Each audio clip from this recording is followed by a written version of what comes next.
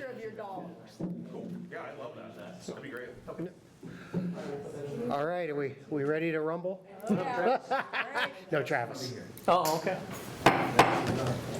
Call the meeting to order, roll call. President Andorf. Here.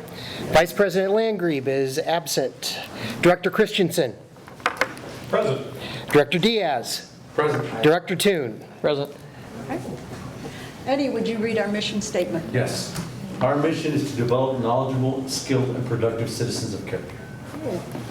We now will recognize all of our folks who are here tonight, recognize visitors, and go into public forum and ask if there is anyone who has something that they wish to direct and talk with the board about. Okay, hearing none, we will move on to consent agenda. And I will let you know that we did receive fundraisers from Band and Choir, and we have 3 additional ones that have been submitted that are not on the list that we were given.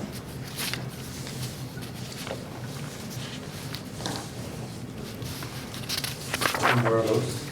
Are those in Lima? They are for fine arts posters, Christmas caroling, and Tuba Day. And then, is that the only copy? Yeah, that is the only copy. President Andorf, then the one thing I was just talking with Blaine about was what each of those would be used for. For example, booster club account or sub-account. Well, what is that going for? So he said that he had some information coming for that? Yes. Right? Yeah, are we talking about it right now? Yeah. Do we need to make a motion? She's on the way from the auditorium Well, right it's now. Yep. passed down. Yep, so yeah, if we want to have a full discussion on fundraisers, we would then need to have a motion and a second to remove that sub-item from the consent agenda, then approve the rest of the consent agenda. And then, to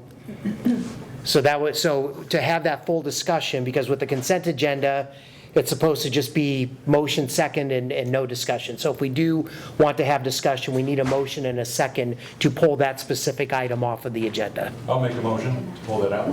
I'll second that motion. Okay, we have a motion by Director Christensen, a second by Director Diaz to pull fundraisers off of the consent agenda, have that as a unique discussion item. Is there any discussion on that particular item? Okay, hearing none, all in favor? Aye. Opposed? Okay, that motion passes, so we have the fundraisers as a unique discussion/action item on the main agenda. So now we have the rest of the consent agenda, which I would then, we would then require a motion second to be able to pass. Make a motion to approve. I'll second. Okay, then we have a motion by Director Christensen, a second by Director Toon. Any discussion on that? Okay, all in favor? Aye. Opposed? Okay, so just to make sure that we've got everything clear, now the first item that we will have on the main agenda will be the discussion on fundraisers. But the remaining items that were originally on the consent agenda are passed. Correct. Okay, so now we can move on to our reports. Okay, so then after reports, we'll start general business, and the first item will be the fundraiser. Correct. Okay? Does that have to be added as a late item? No, it doesn't have to be added as a late item because it was on the consent, it was already on the agenda. The consent agenda is where you have a series of items where everything is approved or rejected as a whole. So once we move that item into a general business item, then it's basically its own action item. It does not count as a late item because it was already on the agenda. Yep, you're welcome. No, it's okay. It's a good question. All right. So Perry High School reports. All right, we have a presentation from the high school. It's under our board goal of educational excellence. I have Mr. Snowgren and Mr. McCormick to talk about the standards-based grading. They'll give an update on the progress of standard-based grading, and it's a connection again to educational excellence. I know I'll let these guys talk but I know that they've been working diligently with the teachers and throughout the summer and with Mr. Nichols, and so, anyway, we are now ready for you guys. Did you want to give the report? Mr. Snowgren? Hey, we're on a tight time frame here, so I gotta make up. Starts now. Yeah, so what Clark is talking about is this initiative or whatnot was teacher driven. Some of the things, and I shared that document with you that I'm gonna kind of go through here. Why did we make the change? And it's basically in our grade book, it is consistency, clarity, efficiency, and some rigor. So when we talk about consistency, teachers were adapting grading individually, which caused confusion with colleagues, students, and parents. So they were doing a lot of workarounds with the previous flow chart and things on how to get a grade, and it just wasn't consistent with some turnover and different changes. So we wanted to make that consistent.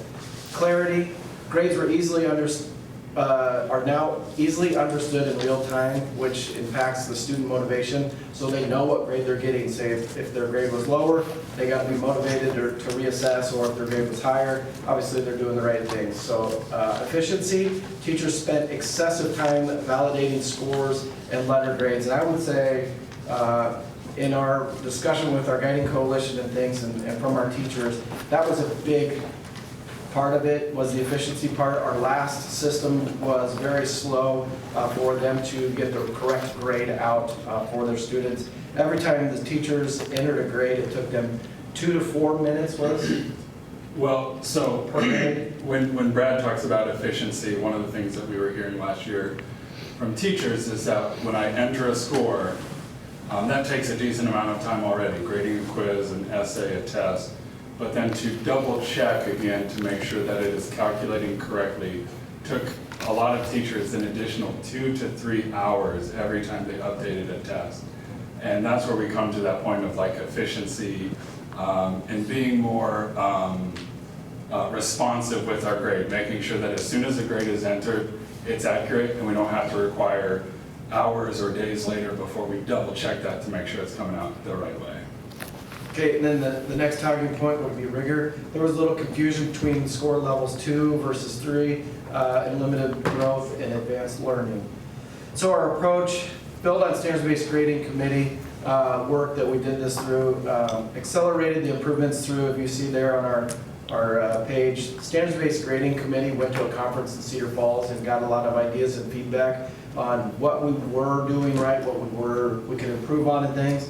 And then we talked with Nevada, and they had a good system going for them. They went and met with Nevada a few times, either through Zoom, and then met with their teachers and their tech department, and what worked best for them with Power School and how they were inputting grades, how they were scoring grades, and how they were able to give the grades back to the students and to the families. So we kind of adapted that, what was best for us in our community and our school.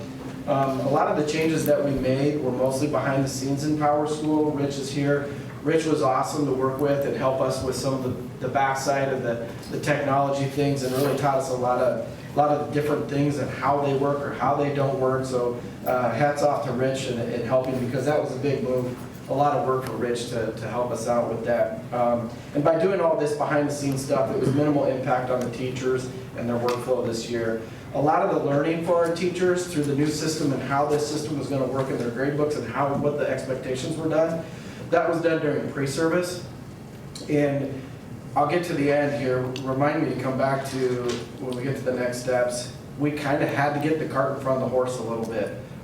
So we had to get that done, get teachers, our coalition, building coalition trained and looked at, and then they had to be ready to train our teachers to be ready for students on the first day.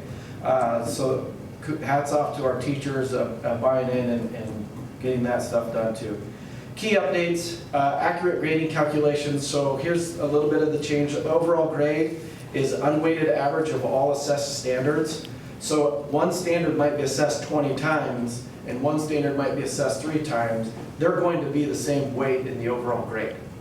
Does that make sense? Mm-hmm. So one's not going to carry a lot more. There's 100 points in this one and only 40. They're only going to carry that one same score. So Is that different than it was before? Yes and no. So one of the things that we found that we had teachers being a little bit disparate in their interpretation of how the old system works. One of the things that we stressed to our guiding coalition and to our teachers, this new system is the way that the old system was being used by a lot of the teachers, but not all of the teachers. And I think that some of the slight tweaks allows us to double check quicker and faster that everyone's using it the same way. And it's easier to use, so I think it's more consistent. One of the things just in the first couple weeks of teachers grading, we're able to double check, did they do this, this, and this right? If they did this, this, and this right, it's all gonna go exactly the same. One of the things when we rolled this out with our guiding coalition and with all of our teachers, this is just Power School doing the flow chart that we had in place since 2017. And some teachers were using that, and that was difficult for some teachers to use. We've got some anecdotal evidence to share if you wanted of teachers not aware of how an IE was impacting their grade and some of the issues that created. We have teachers that weren't actually scoring with the standards and were basing everything on points. So we kind of had almost a couple different ways that it was being interpreted last year, and I think this allows us to be much more consistent and much more on the same page. Okay. Are we also moving toward making sure that we have multiple data points in order to assure that the standard has been met? Correct, so we have some expectations now that there's no less than 3 assessments per standard. There has to be that, so it's not just a one-time measurement. So that was an update for that one. So moving on a little bit, clear communication of learning, the new scale 0 to 4 scale with classroom posters.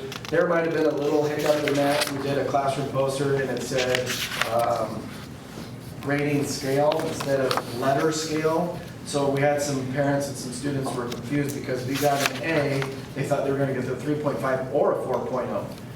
If your calculation was 3.5 to 4.0, which gave you the A, and on your transcript would be a 4.0. So there was a little wording change, and once we did that, a lot better understanding.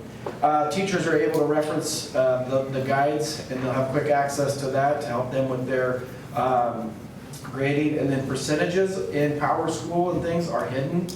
And the reason I like that one, it focuses on the learning progress is in our standards. And I give this example, what was happening is we were trying to use our traditional grading and make it standards-based grading. The example for ease ability, a 10-point quiz has 2 standards being measured. 1 through 5, standard 1, 6 through 10, standard 2. I missed 1 through 5, but got 6 through 10 right. That was 50%. We've been scoring that as a 1 and a 1, or 50%, they got a 1 on those 2 standards.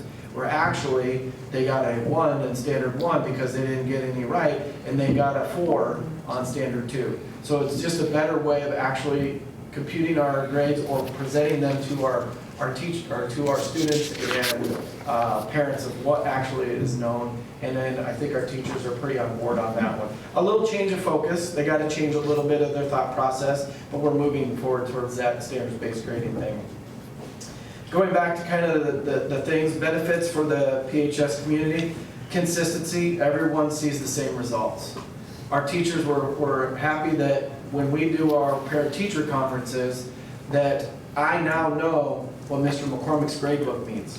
And I can answer questions for parents like, why is my student getting this grade in Mr. McCormick's class? Well, we now know how the reporting is being done, so I can give them a better understanding, with still being able to go to the other teacher if needed, but they feel better on presenting that information to parents at parent-teacher conferences, which goes to that clarity piece. Students and parents understand progress instantly, so it is scoring right away. They can keep track of that a little bit better.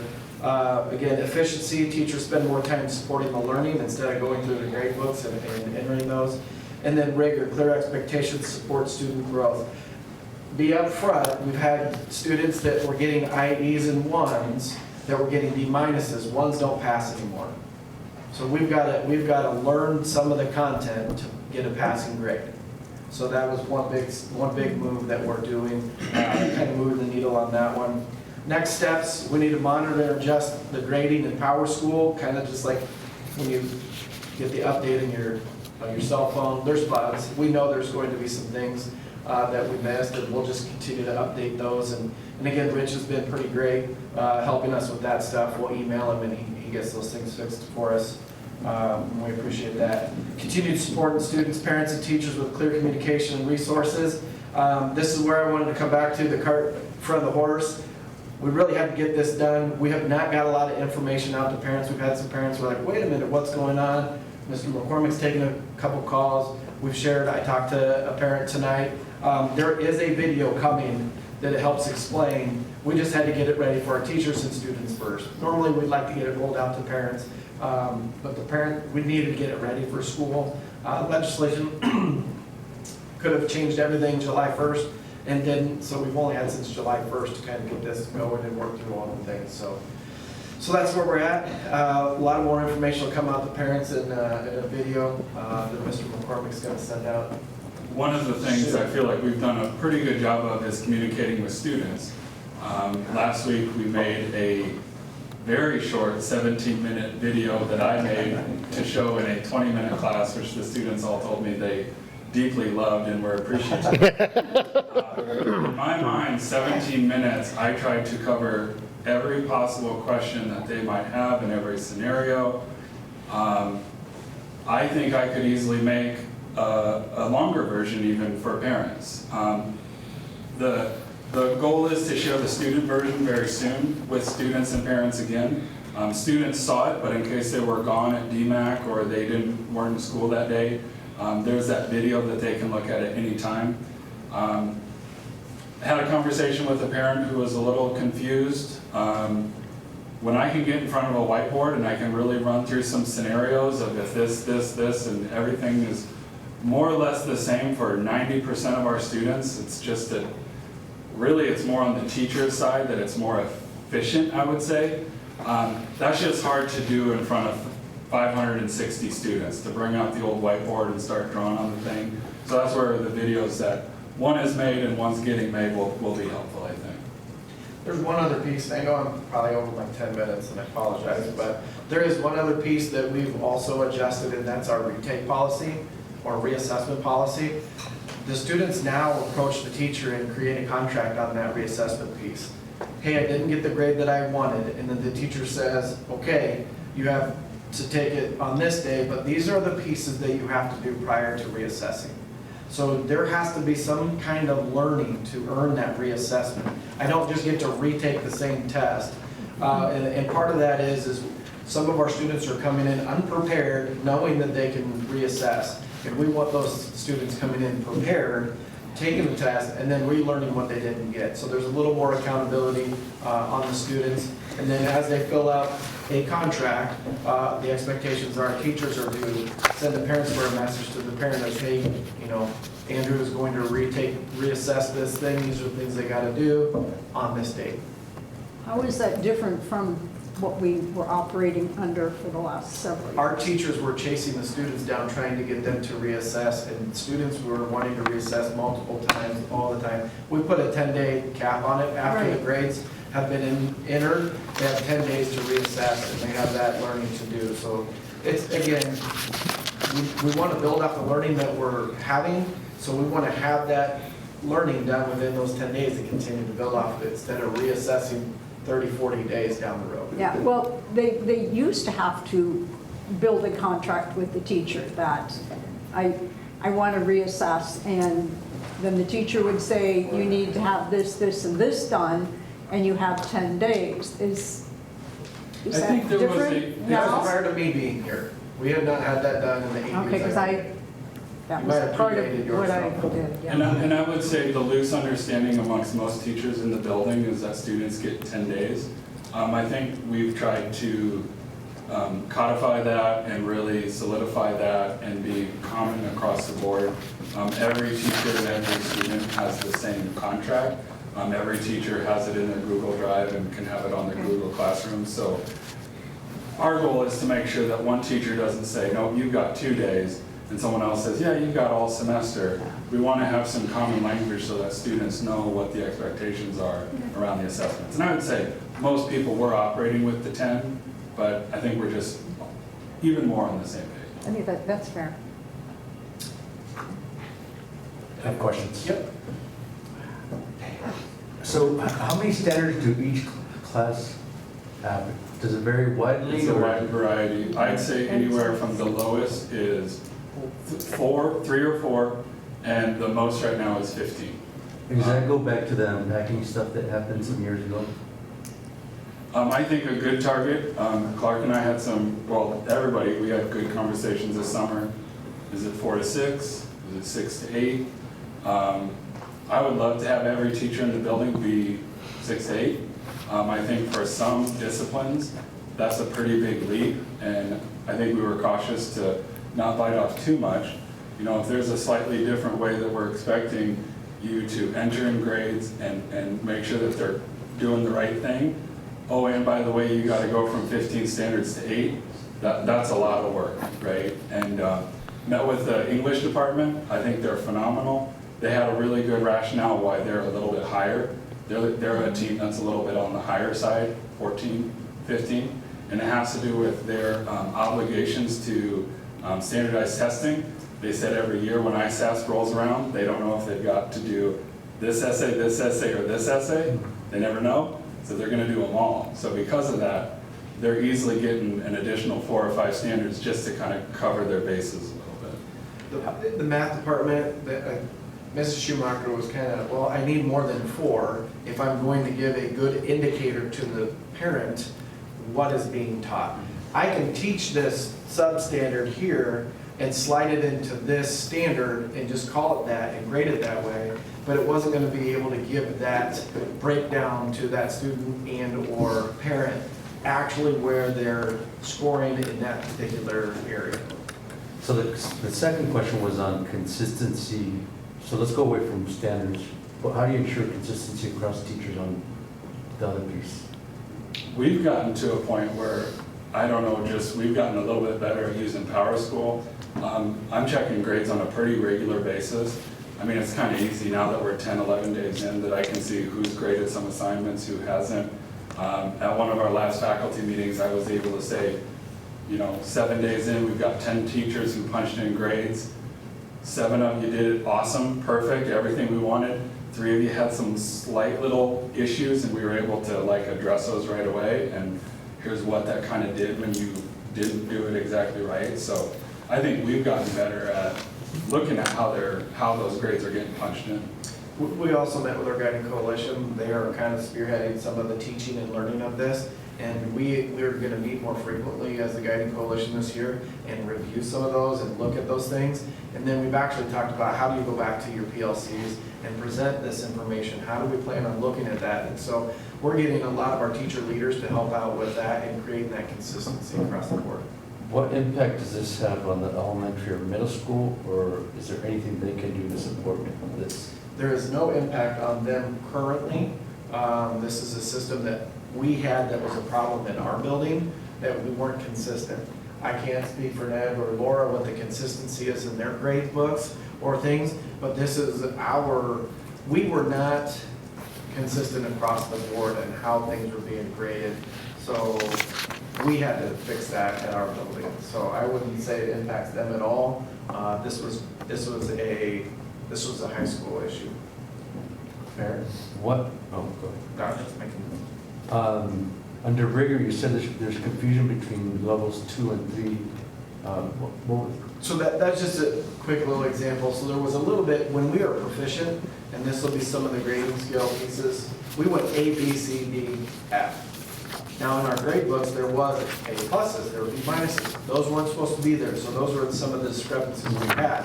We also found out through talking with our teachers, again, teacher-driven, students that were proficient, getting all 3s. That said they have a solid content knowledge. We're getting Bs. Does that seem fair? No. So those 3s, or a majority of 3s, that would be an A minus. So they were proficient, they were scoring an A minus. And then our students that were high achievers in that are still getting the A, which would be that 4.0 on the grade scale. So we were able to reward those students with proficiency with a higher grade that should represent their understanding and knowledge. Last question. What are we doing to support students and parents? I know you mentioned a video might be coming out. Yep. For the students, is there anything else that we can do to help? So I think we did a phenomenal job early on from the SBG committee, which was Brad and myself and 4 other teachers, rolling that out to our guiding coalition, which is 10 teachers. Now, a lot of those SBG committee people were also on the guiding coalition. Then rolling it out to teachers, I'd say by the time that video rolled around, 90% of our students were like, I get it already, we understand the news, we get it, right? The teachers did a phenomenal job of rolling this out and implementing it. I think every teacher talked about it in their class and really drove home the slight little tweaks and differences. I think what happened is, and if I can be totally blunt here, when you think about our high achievers and our lower achievers, I think they needed to hear slightly different messages, right? Those are the students that I think have the most questions. I was a student who got nothing but ones for my last 3 years of high school. Now you're telling me that's not good enough to pass the class. So that's when Brad talks about kind of upping the rigor, okay? What do you mean that a 4 means exceeding? I think there were some questions early on from some high achieving students, honor students, AP students. A 4 is unattainable. A 4 is not unattainable. In fact, last Friday I ran a report of all the grades in our high school, and at the time we had 839. 43% of all the scores in the building were a 4. It was by far the most prevalent score that was out there, right? So again, that 5% of students who think that a 4 is unattainable and this is going to erode their GPA, it's just not true. And we're seeing that it's not true because we're talking to those AP classes and talking to those honors classes. Well, I'll say that it seems like it's a lot of work, and I think it's probably going to step in the right direction. I really want to figure out how we could support you guys in this. I was telling a couple people this week, because some of us have gotten calls. This is an issue at Harvard, grade inflation, and so I think you guys trying to do this will help them in the long term, even though they may not see it now. So appreciate you guys working Yeah, on and then this. our next steps are developing our assessments Right. that are leveled assessments so that, you know, our students then have a better understanding too. If I can't answer these parts, then I don't get a 4, but if I can answer that, you know, so they're going to have a better understanding of the way that we write our assessments and how those are done. So that will be our next step moving forward, and hopefully we'll be working on some of those things throughout the school year in our PLC plan. Mr. Snowgren, I don't want that last statement to be misinterpreted that you guys are going to Harvard to help them out with grading. So did you interpret it that way, or? No. Okay, very good, just making sure. Why would I go to Harvard when I could go to DMAC? Oh, boy. That's, hey, applaud you guys and your team for digging into a very difficult but yet absolutely important one. So Kudos it's to the coming. whole teaching. It's coming, yep. The whole you teachers bet. here at the school. And I think, you know, we toyed with even having some of them here today, but then we realized we're going to be the ones talking for the most part, and you'd be kind of spending your time here for no, like, just to be here. I want to give a shout out, Ms. Simpson, Ms. Schumacher, Mr. Smith, Mr. SchBd, Ms. Minton did phenomenal work this entire summer and really worked their butt off to bring this to a possibility. Hey, takes a team. Thank you. Thank you, Mr. Nichols. Thank you, guys. Thank you. All right. Hey, so educational excellence, great example right there. So, hey, next up, we're going to have Landon here, but he's not in the room because they had a baby girl. All right? So we will reschedule that, and then I know that we had a board member talking about, safety, security, and a closed session. So looking to maybe dovetail that into September 22nd, Okay. in which that would be the day that we're looking at Sounds awarding logic. bids for contractors. So I'll send something out to you if we could do maybe a half hour before that, and then Landon would be available. And I thought that might be a possibility, just how things looked earlier, but anyway. What time is that? I'll set, it was going to be 22nd. 6, so 5:30 probably for the closed session piece. So we'll have two Sure. different meetings, two different agendas. Will that closed session involve some of the student issues that No. have taken place? No, that's just going to be with Landon. So we have that part taken care of. Okay? All right, so that's the scoop on When Landon. were we able to discuss student issues? The student issues, we've addressed those. We are not going to have a hearing. So if we have follow-up questions, do we address Just, them to you? yep, or to Mr. Snowden, Okay. one of the two, but we can talk about it then, okay? All right, so I will say for Landon, and any of the principals can speak up, but the expectation was to be in every building, every day, and we've had some situations right off the get-go, and he has come through in just flying colors. So we applaud Landon for digging in, circulating, being visible. When maybe we have a call from the elementary, he's been there, Mrs. Gill, in a fairly short amount of time. Every day, he's been outstanding, he's been tremendous to work with. Anytime we call him, he's coming right away, so. Yep. it's wonderful. So that's it. And so with the other officer, I know Landon's out with baby now, but Officer Weaver came today right away when I called and needed somebody. We've had officers in the morning at drop off, in the afternoon at pickup. Chief Archer's been there, it's been great. All right, so that's a little bit on Landon. All right, that's Perry High School, educational excellence, and We'll go to superintendent's report. okay, hey, we'll go through that one. The start of the year, the preparation by the folks that are here in this room right now, plus some of the cabinet members, they've paid off. One issue that has come up that we talked about earlier were cell phones. How's that going to work? Are they going to be able to follow it? At the high school and middle school, and maybe to a certain degree, the elementary, what I have seen and what they have told me, and they can speak for themselves, but the kids are doing a great job of putting those cell phones away during instructional time.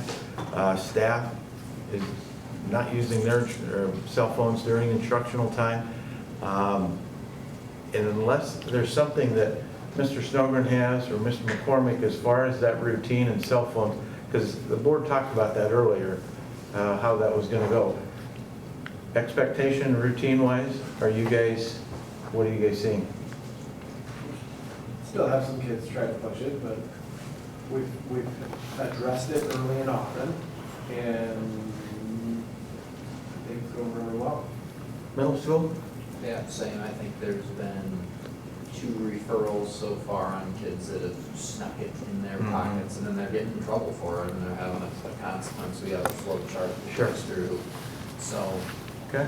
see the very few referrals go on it. The couple that have been there, we've handled. Elementary, not such an issue? The only issues we've had at the elementary has really been more from parents. Smartwatches, parents want their kids to have smartwatches on them so they can track them. Says, well, I need to know where they are. I said, well, they're at Perry Elementary. That's where they are today. So it's just been parent questions about the smartwatches. Are we looking at physically putting the phone somewhere, or is it still permissible that they can be in the computer bag as long as they are not on their person, correct? We are not on our person, so our kids either put them up or they are in their computer bag. Okay. I mean, not a very good job of it. Yeah. And we have ours put them in either the holders, so it's the kids that sneak them in their pockets. They're the ones that are getting in trouble with it, a couple. Okay. And teachers are being held to the same standard then too, for the use of cell phones? I've not walked in on a staff member with a cell phone this year, honestly, last year in my recollection. The reason I ask is because last year my kids told me about a few instances where the teachers were on their cell phones during class time, which I didn't think was quite right, so I hope we can maintain that. The only caveat that I would provide to that, and I've had some conversations with students, Perry Community School District did provide me with a cell phone that I use exclusively for teachers telling me that they have an issue. And I know that they can call the office and the office can telephone me, but I have used my work cell phone also during lunch supervision to get caught up on the 30 emails that I missed in the last, 20 minutes. So I kind of want to have a sticker on my blue cell phone that says, "This is my work phone." Until I've been told that that is inappropriate, then I would say that that cell phone is irrelevant. But I think it's a blessing. It allows us to, it helps me respond faster to teachers, is what I would say. That cell phone is great for. So. And why is it not being abused? Yeah, that's understandable. It's for purposes like school purposes. But It is something that we continue to work on at the elementary in terms more paras than teaching staff, but it's just constant reminders of things. It is better so far this year, but it is an area that we continue to remind paras when they are supervising kids. Their eyes should be on the kids and not on social media. Yeah. And what my kids had told me was obviously not business-related stuff that they were seeing. Right. All right, so that's been the start of the year. A little bit about early construction package that's coming up. The bids are going to be coming in on the 19th, and then the board's roll will be on that 22nd at 6 o'clock to get the recommendation, hopefully for a bid that is going to be vetted out and then recommended to the board. Okay? So that's been coming along. The playgrounds look extremely sharp. Grass is starting to come in. I think overall, it's a beautiful facility. Function-wise, it's going quite well.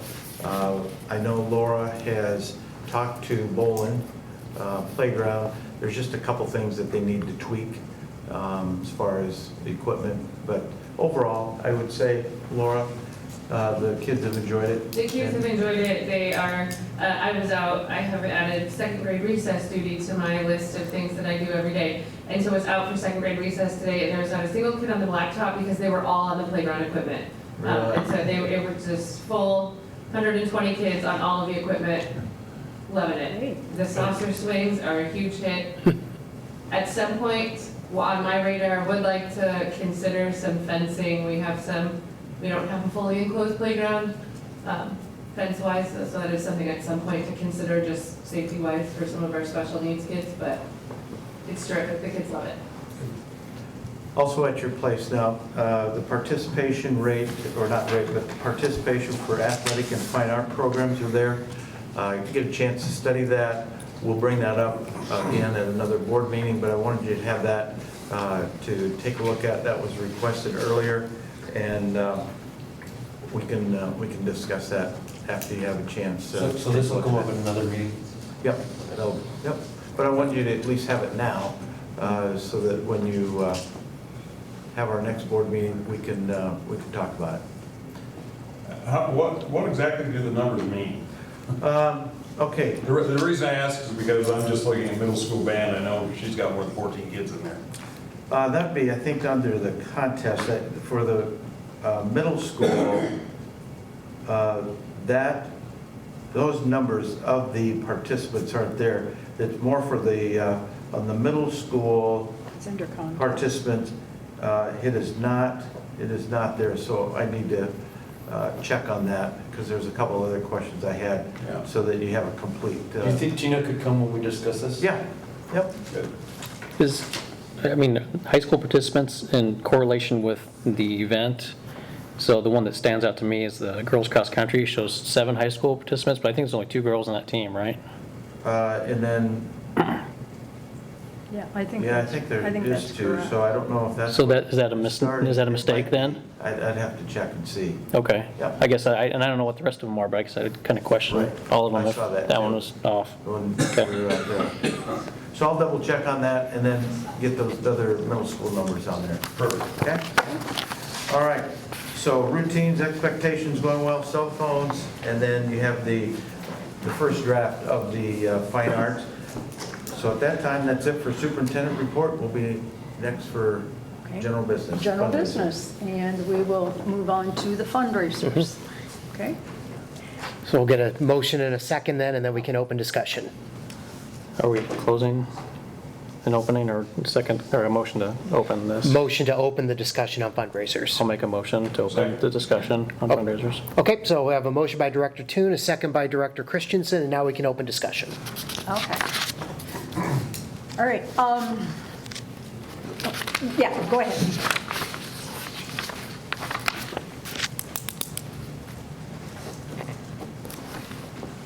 So we normally, in the past, have submitted things kind of one at a time as they have come up.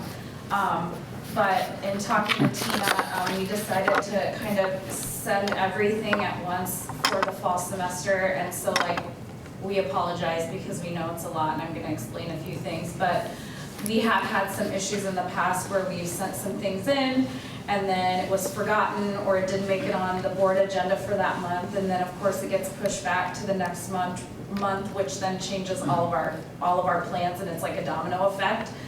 And so in order to kind of avoid that happening, we thought if we know that we're looking ahead at some things, let's submit all of those together. And many of the things are kind of a one-off, one-time event.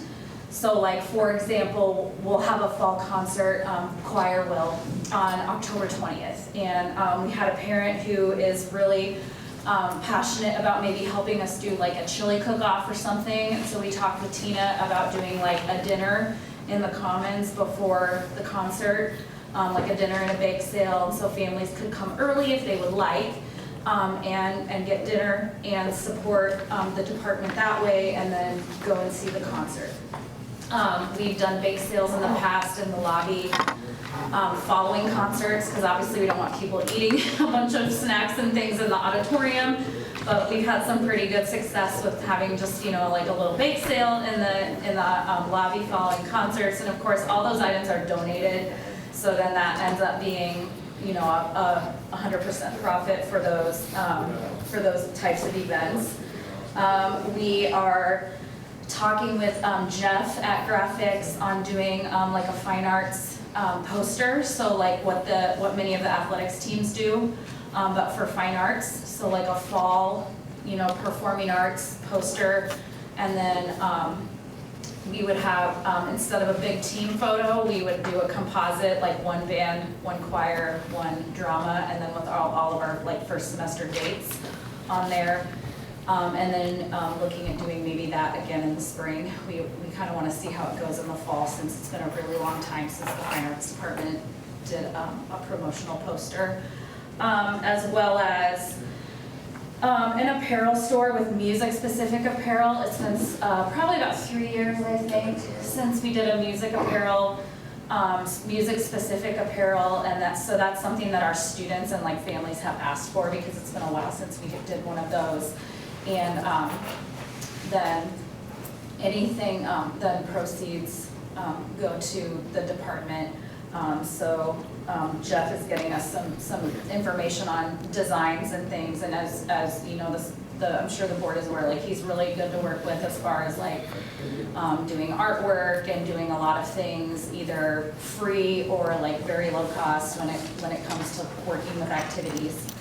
And then we have some other like more traditional fundraiser things, like sale type things, cookie dough and whatnot, listed. And many of these are things that we have done in the past. And the one that is going to be new for us this time around would be the SNAP fundraiser. And they did come and they were presented at our activities meeting at the beginning of the year. So I know they, I think, have maybe worked with some, I'm not sure. I think they're going to be with the football team. Yeah, I think the football team. Isn't the SNAP one, that's just an online exclusive It where we is, harass people for so- money? Yeah. Okay. So that one is, yes, that one's more of a, you don't want us to sell you butter braids or whatever it might be, so like here's $20 and But you only get a portion of that. we get 80%. Okay. Yes, but it's a better profit margin than a lot of more traditional fundraisers that are out there, which are usually anywhere from 30 to 40%. Some, if you're lucky, you might get around 50%. Or it depends. Sometimes if you're working with a local merchant, obviously the profit margin's a little bit better, or it might be like a per item donation, you know, like $5 off or $5 for every apparel order, or just kind of depends on the item. I shared, I didn't have time to print it because I ran here from drama rehearsal, but I shared just a little Google Doc that I made that I kind of tried to type up quickly today to maybe provide just a little bit more information about a couple of things. We do not have concrete dates for some of the things set yet because we, number one, wanted to wait for approval and then kind of look at our timeline going forward. And we also try to be mindful of what other groups are doing, other school activities and things. And we don't want to step on anyone else's toes. That's always really important to us, so we try really hard to do things that are unique and not double up on maybe a fundraiser or even something that's really similar that another group is doing. So we try to keep our, kind of do our own unique things for the music department. So I've just detailed some of the things there that our funds will be used for. And it's really it's pretty all-encompassing.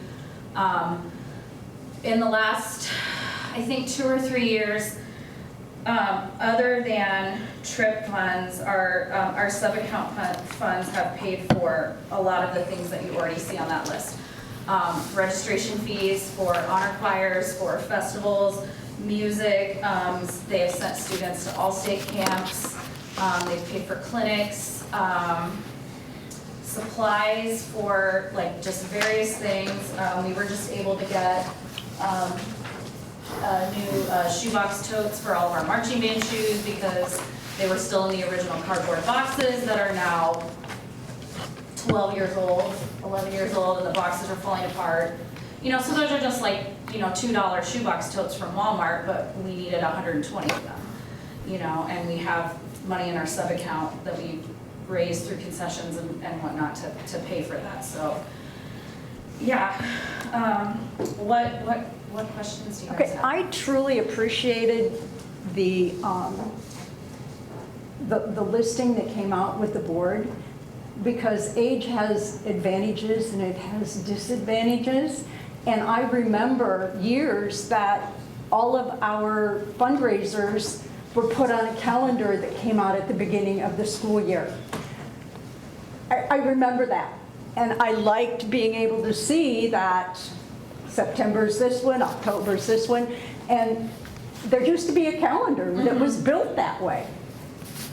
My biggest issue is the fact that you're going through a Booster Club sub-account when I'm old and I'm a rule follower. We have policies on fundraising that say that the funds are the property of the district, not the Booster Club. And that creates a lot of problems for me. Accounting problems and just trying to figure out, where's the oversight, where's the money going, because it really doesn't say in the forms what you're going to use the money for. You did that in the document that you gave us. So I think that there's just some things that we really need to work out. Over the summer, I've gotten a couple of text messages from students who have said, I need to raise $400 for my whatever group that I'm with. Will you donate money with this online account? And then it's being funded somewhere else. We have an online funding policy also. So I think we need to get on board with whatever we're going to do. And whatever we do, I will be fine with. But this rule follower says we have to follow the rules, and that's the policy. Yeah, and I don't think that's anything against you guys. No, It's a discussion that we've had that I think we're gonna have to figure out with the Booster Club and Dallin and Clark, and figure that out on the back end. Your fundraisers Yeah. are great, just- with the exception of maybe the Just SNAP one. I'm not a SNAP fan. From our but- perspective, so previously when we filled out the form through the board, and we have to decide ahead of time where the funds are going. So a main issue that we've run into with that is, for example, previously for 3 band directors before this, when we were not traveling, it was a non-trip year. If we did a fundraiser, the money was split 50-50 between our activity account and our trip account. But you don't know until the fundraiser is done how much money you're going to raise, okay? So let's say that that fundraiser doesn't do what you're expecting, it does kind of poorly, and you are depending upon those activity funds to be able to send students to honor bands and honor choirs and pay fees and purchase music, and then you don't have the funds. But you had to declare at the outset of the fundraiser what the funds were for, and what has been required of us in the past is that we have stated that all of the proceeds will go here, or half will go here and half will go here, and then as those funds are collected, then that money is allocated to those separate accounts. But now your fundraiser didn't do as well as you had hoped, and so you do not have the funds in your activity account to pay for your activities. You know, I think a lot of the reason that you have activities that are maybe looking more towards the sub-account is because all of the money goes into the one sub-account, rather than there's this activity account, then there is an account for trips, then there's an account for uniforms, then there's an account for purchase services, and there's an account for repairs.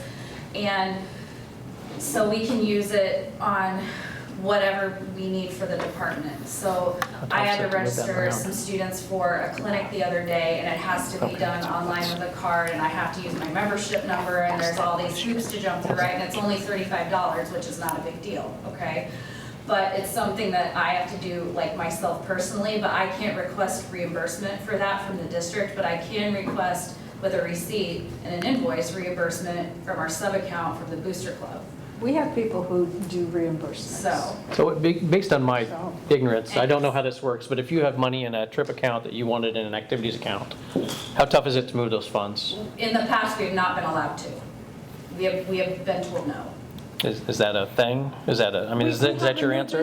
No, we're just trying to figure it out, yeah. I'm not arguing that. Yeah, no, we're just trying to figure it out, so. We're very clear on like the policies and why those rules are in place, and we're not arguing that, you know?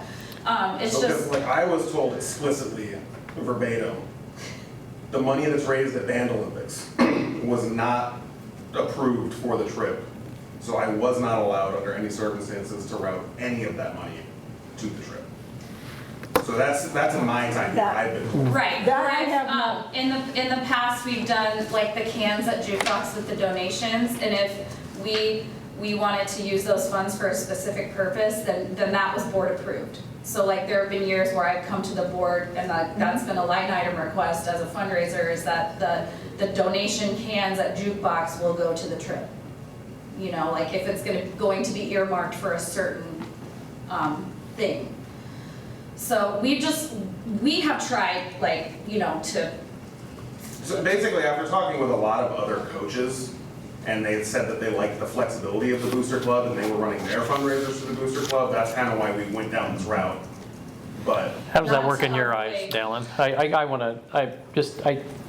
Maybe he's got some insight, I hope. And I will be upfront and admit that now that I've made it through year end and the audit, I can really start to sink my teeth into more district operations as opposed to taking care of state mandated reporting. Max knows very well about all this. But I mean, my thought on this, just, you know, that we ultimately want to have the funds for the best benefit of students.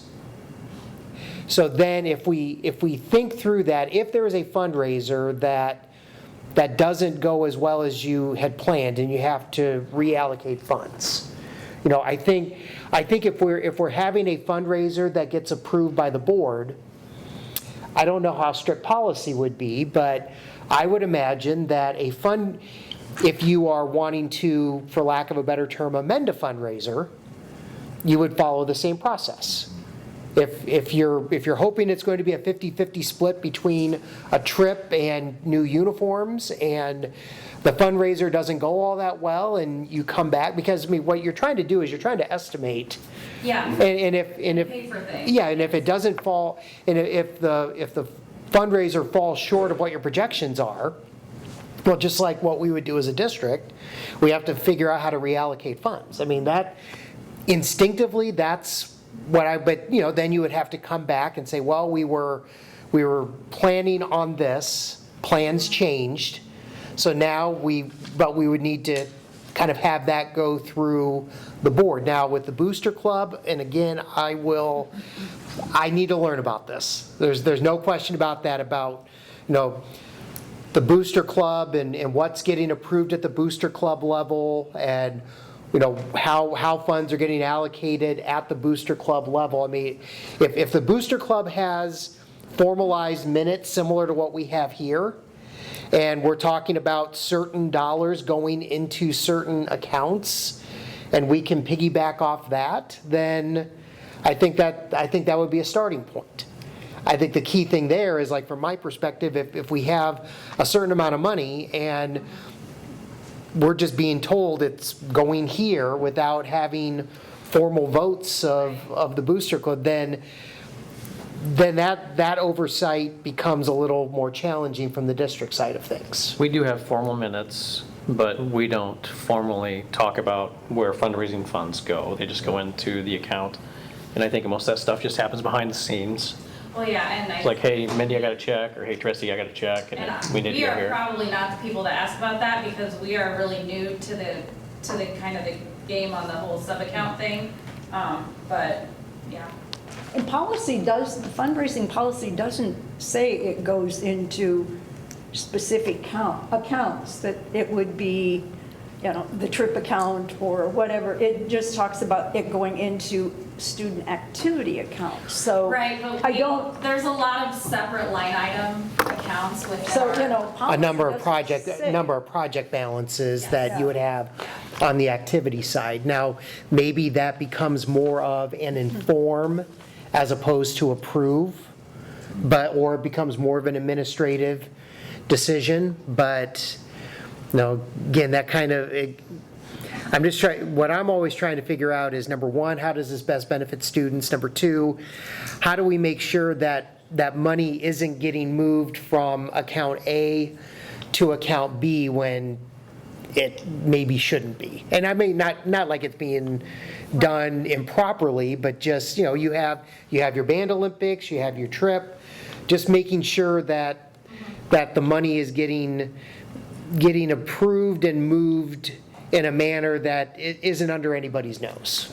I think that's what I have to kind of see from my own side of I think what things. we'll do, Jan and Yeah. Blaine, and for all the activity people, work with Tina, but we'll get a plan as far as what makes sense, and yet what can go through the auditor test, because we want to protect you guys as well as the district, as well as getting it into the right places, because of all the things that happen in schools, the one area, if you've noticed, it starts to get a little funky with either Booster Club or something like a Booster Club, not that it's this Booster Club by any means, but funds start to get a little, I guess it gets funky is the only thing I'm going to say. And I don't want anybody to be in that situation where we can't justify where funds are, or if we tell, in Linda's example, hey, I'm raising $400 for a trip. Well, I didn't know what it was for, because it didn't let's say. they had a reason, but then in further investigating, it wasn't used for the trip, it was used for something else. That's where a superintendent gets in trouble, or business manager, in that, hey, you're falsely telling people and approving it, and that's where it gets sticky. So we have two things. You guys want some flexibility, which I can see. At the same time, we have to follow various auditing guidelines so that nobody gets in trouble. And this doesn't And affect yet your students concessions. are- When you help with concessions, that money stays in the sub-account. That's The a- Booster Club, that's working for us, Yep. so. Who would you have, where would people write their checks to? Because in the past, we would, when I purchased something, it would go to Perry Community School District or Perry High School. Would you be asking people then to write their checks to the Booster Club? Yeah, So, that's, like, it's our understanding that other activities have been running. Yeah, I'm not sure that the baseball team didn't write Booster Club checks out for some ball caps or something yeah. this we'll last work summer with too, Booster so. Club. We have There's a to lot work of things in there. going on that, Yep. and I don't know the financials of it. It's, Yeah, well, we're gonna have to work on that just a little bit. Sure. So, and we've already talked, that we'll work that part. The good thing is, I like that list also, you know, as far as you could go, as far as the first semester, because that helps you out in the sense that you don't have to Well, come yeah, every and- Whipsted, or we get it either a little bit late or we forget. We get busy and then we realize yeah. it's the Wednesday before the meeting and we need to get this in, and then sometimes Right. it doesn't make the cutoffs. Yeah. And that was why it was nice that they were all there Yep, at the beginning of the year, so that anyone who was doing a fundraiser had to get them turned in so they could be on the calendar. So how is it currently determined what groups can go through the Booster Club and who has to go through the school? well, I think it's, the door's been open and I don't think anybody has specifically said, hey, you guys have got to go to the Booster Club. Oh, this group, you have to go through the school. We have to follow the policy, and I think it's got just a little bit loose, to be honest. Okay. And I think people are finding the spot where it's a little bit more flexible and easily transferable possibly. But, yeah, I think it sounds pretty simple that if it's a Booster Club fundraiser, like we do a cake auction during a Yeah, basketball that's game, def- that's our fundraiser, but you make a cake and you get the proceeds. And, Yeah. you know, choir makes a cake, they get the proceeds. Well, that's still a Booster Club fundraiser, that money will stay in those sub-accounts. correct. But again, who determines that right now? That's just Well, the way that'd that be works. Booster Club. It's a Booster Club on They're that gonna one have a because it's a Booster Booster Club fundraiser. Right. Yeah. Okay. But what's different though, if the Booster Club has not initiated anything, and give me a name of one of your booster, or your fundraisers that's not Booster Club, because you guys work the concession stand. All of us. Cookie dough fundraiser. Bake sale of it. Bake sale, sure. Connected to the Booster Club. Then people they should then go through the school on that, because it was not Booster Club originated. And then it would go to the business office as opposed to a sub-account. But before we do that, we need to talk to the Booster Club. Yeah, we got to figure some And we things gotta out. get things coordinated, and then we'll work it out with you guys. But they So- also need to have some kind of assurance about the fundraisers. Now, what do we do with the 13 fundraisers? Well, then? first of all, I think the fundraisers are probably mostly fine. There's one I don't like, and that's the SNAP ones. I know. And I don't like that because, taste in my mouth from when my nephew played soccer, where he felt forced to stay at practice until he contacted 10 people. And they're like, let me see your phone. I don't like the high pressure tactic. So I'm not sure they're all like that, but that one was. I worked, it's been several years ago, and it was when kind of all of those companies were just getting started. We did one, oh my gosh, it's probably been 2017, maybe 16. It's been a long time ago. And yeah, we did not appreciate kind of how they handled things and kind of made us go at that time like this isn't for us right now, you know, but now that kind of the dust has kind of settled and a lot of those companies honestly have gone by the wayside, and there's only like a couple that remain, and SNAP is one of those. I honestly, I was ignoring their emails all summer. The reason we actually ended up talking to them was because they were here in this room talking to our activities. Yeah. And we had some important questions that we had that And this might be were answered. touchy time for it, but I think realistically, if you wanted a fundraiser sort of like that, I mean, the Booster Club potentially could set up a store where you could have donate $10, $20, Yeah. $30, and that we was could do that, and then that would be 100%. You would get all that money. But it would be If a that Booster was- Club funded. I don't know how that works, but it'd be Obviously, straight we would prefer donation. that because So then- part of our conversation, we'll have Yeah, to figure out. that's one of the items in the process. Yes. Yeah. But there might be an ability for that. Right. So If we can work that out within board policy, I would. I would love for you guys to get all the money instead of 80% of it. Obviously, we prefer that. Yes. Okay. So at the current time, what is preventing them from going through the Booster Club if they wanted to? Nothing. Nothing, but we're gonna figure that out here pretty quick, probably this week or next week. So, So I guess like one specific thing that I would have a question on is when the Booster Club presents at the activity meeting, and this has been at every activity meeting every year, they talk about the poster fundraiser. And that's not a Booster Club initiated fundraiser, but I think every activity that's doing it's going through the Booster Club. It correct? probably, I don't know that, we don't approve, we don't Right. deny. So the If you idea make is money that and you bring us go money, out and solicit business sponsorships for your poster. It's $100 Sure. For each business, however many businesses you want to try to hit up. Jeff prints the posters.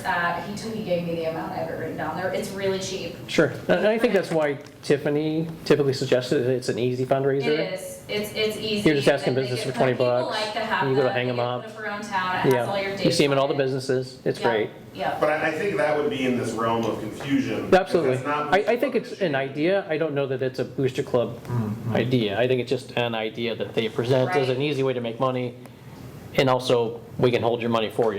Yeah, And- but and- I but think all that's the the hiccup activities now, that do so. it Route that money through the Booster Club. Probably, So, yeah, I absolutely. think that's where this. And there's a lack of knowledge that we have on the Booster Club side, I Or mean, the myself apparel personally. stores, like the activity-specific apparel stores, like a lot of those, like the proceed, once there's a proceeds at the end of the apparel sale, that check goes to the Booster Club.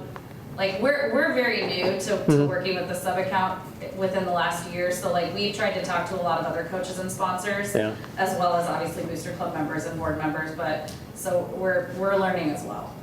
On that point, it seems to me like a lot of this can be done on Yep. procedure side. I would just like to say that whatever procedures are developed to align with policy, that they're implemented across the board fairly. because it- Yeah, absolutely. It seems to me like 100%. it's been brought up several times and they get 1,000 questions. Sure. And I don't remember seeing any athletic group out here or anything like that. Like, and not that, I don't think No, we're I being mean, know, but it but just yeah, seems like. we've tried to seek out a lot of information Right, from and other some, coaches obviously, and some people have been doing this sponsors, for and however long, and it's kind of going sucks that you guys are the under the ones radar. that No, I are know. questioning, but. Well, there's gonna I be just some think that- communication after our meeting, Yeah. so Yeah. we'll figure it out. Yep. Okay, We'll get it going. Yep, Okay, okay. thank you, guys. Do we need to vote on We any need to of vote these? on the yep, we do. fundraisers. We do have a motion and a second. So is there any additional discussion on fundraisers in general or on specific fundraisers that are in front of us right now? I personally don't like the SNAP one, and I would like to not vote for that one, but I understand it's a moneymaker for you right now, so I don't know where that puts me. we're not like devoted. Sure. Oh, if you say. I know, if you have another option, I'll you, email her right yeah. now and say it got denied. I just don't like the pressure, and then if that's something you work with them and We they, could explore some other options for Okay. that. I think that must be in the. the fact that I knew them by name is not what I Right. liked, so. Be in the meetings. So as of right now, we would, It's on the Yep. list, no, it's on the list that you got. Okay. yep, so as of right now, the motion on the floor is to approve all 13 fundraisers. If we want to amend that motion to approve either poll one, or if we want to vote, for lack of a better term, vote on every single one of them one by one, we can do that as well. We have options in terms of how we amend the motion. So, If we approve it, does that mean that they have to go through with it though? Yeah, maybe they wouldn't run it. yeah, this just, In the past, this, it yeah. hasn't. We've had this happen Yeah. in the past where we've had something we approved can and then like approve all, but the dates decide- haven't Yes, worked this- out. if- And we just inform the business office that like, we're not. You know Yep. what, and I'm okay voting for all of them and voting in favor of all of them. If you find a better solution to SNAP in the meanwhile, and you drop it, I would be ecstatic. Yeah, all this motion does is it gives Blaine and Jen the authority to proceed. They have the authority to proceed on these items, should they choose to do All right, so. well, let's vote then. Okay. Any other discussion before we close? Okay, hearing no more discussion, all in favor? Aye. Anyone opposed? Motion carries 4-0. Sorry. Thank you for your time. Thank you, appreciate it. Jen, Blaine, we'll work our way through this on the business side too. And then. Thank you very much. Money's going to the school. Okay, We will work out the kinks. We'll work through it. We'll work through it. Okay. we'll let Okay. you know after. We need to make sure that it works for you and for us. Yep. Cool, thank you. All right, thank you. Thanks, guys. Thank you, guys. Okay, thank you, guys. Approved staff attendance guidelines. All right, this was implemented last year, board approved it. I'd like to have the board approve it again because I've added one thing on there, and that's staff signature and date. Because there's times where somebody could say that they did not see it, and they didn't know anything about the staff attendance guidelines. So But it's not been on there before? It has been. that has not been on there before. Okay. Motion to approve. I'll second. Okay, a motion by Director Christensen, a second by Director Toon. Any additional discussion? It's a good idea. Okay, all in favor? Aye. Opposed? Motion carries. Approve Al Exito MOU for the 2025-2026 school year. Okay, that is, we've had El Exito here the past few years. It has helped some students. Previously, Laura Espinosa was our contact person. I talked to her. I do not know who the contact person is because they're going to be changing that. But as far as the program itself, it seems to be a help for some of our students that participate in it. When was the last time that they actually were operating? Do you remember? They were here last year. Okay, so I don't remember. last So, year. No cost to us, and No. I'll make a motion to approve. Second. Motion by Director Toon, a second by Director Christensen. Do we have any additional discussion? I do. Okay. So I don't recall them either, and that could be just my memory. But is it elementary, middle school, high school? middle Only about- school. Middle and high school? Middle Middle school school. primarily. High school, 3 years ago, more of the high school is involved, but it hasn't been as involved, so more middle school. So After school, it's not during school. Yeah. So I'm familiar with the organization and some of the people that work there, and they do good work.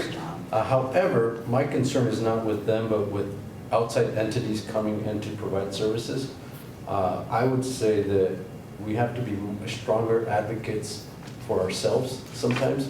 And I think sometimes these organizations, and I'm not picking on this organization, but organizations in general, come in because they have funding or they have whatever they have going on, and they provide a service and take students out of the classroom when they should. That's not the case for this, though. Okay, This is Yeah. after school. It's all after school, good.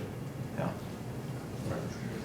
But I would agree with you with that, if we have a group that's doing that. Our, So, our trio program would be like what you're talking about. Yeah. We have, and it's, again, I think a benefit to kids, but it also is they miss some class time for sure. Right. Yeah, so, yeah, that's the only thing I would say, Okay. as long as it doesn't impact the academic school day. right. Or at minimum, sometimes you have to take it up.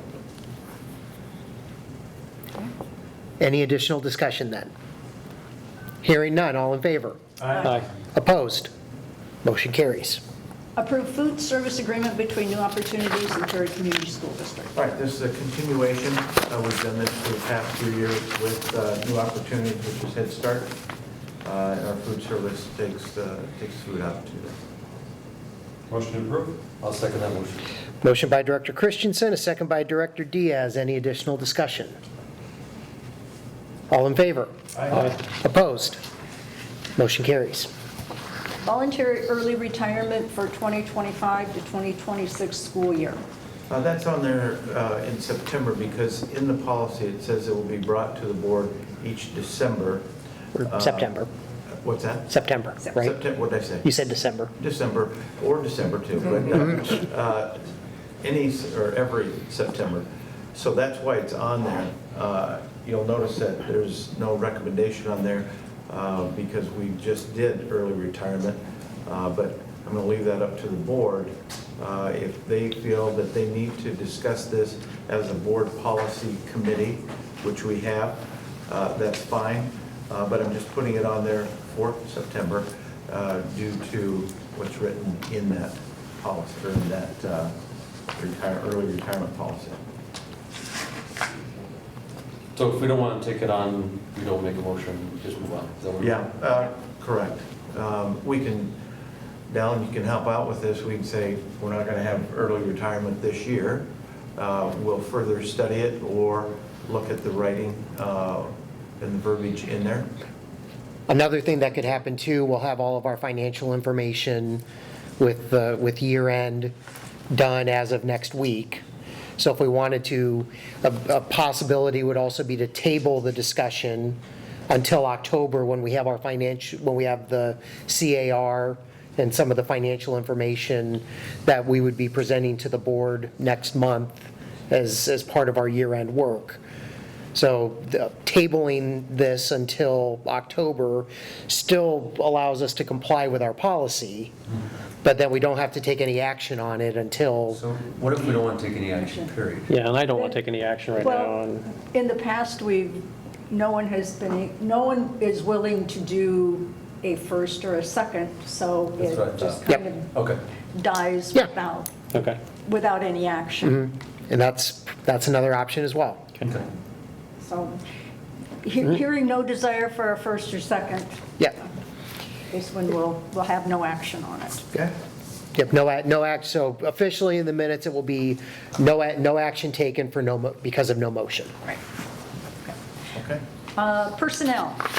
All right, at your spot, you have the updated personnel for our hires, resignations, and modifications.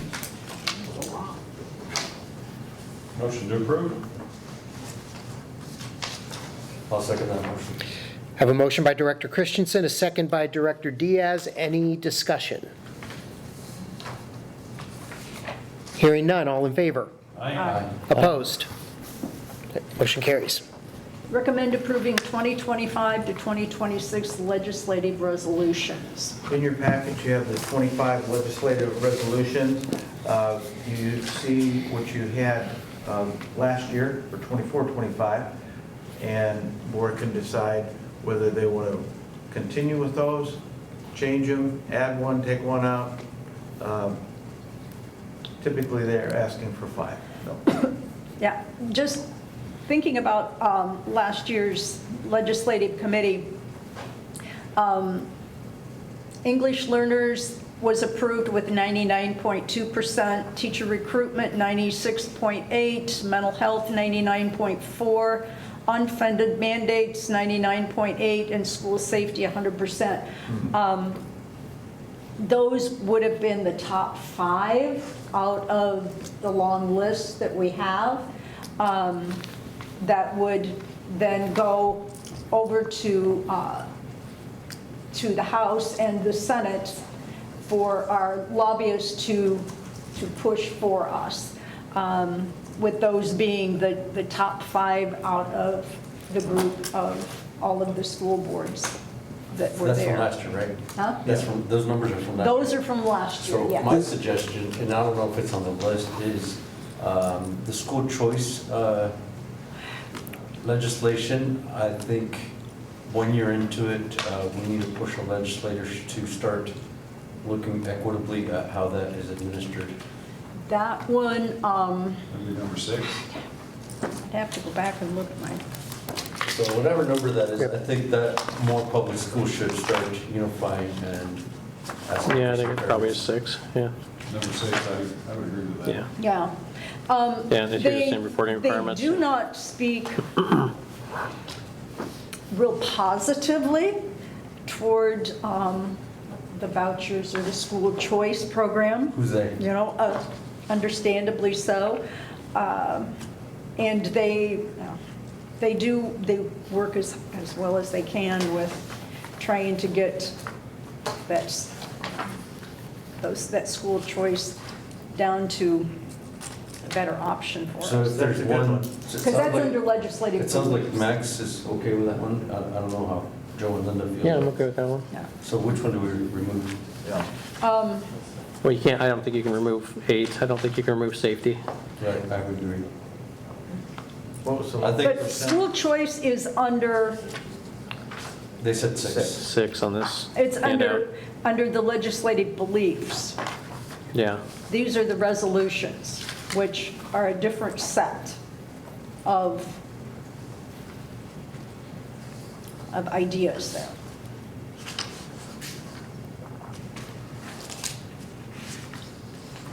But the school choice is something that is always discussed before they get to, I think there's about 25 of these resolutions there.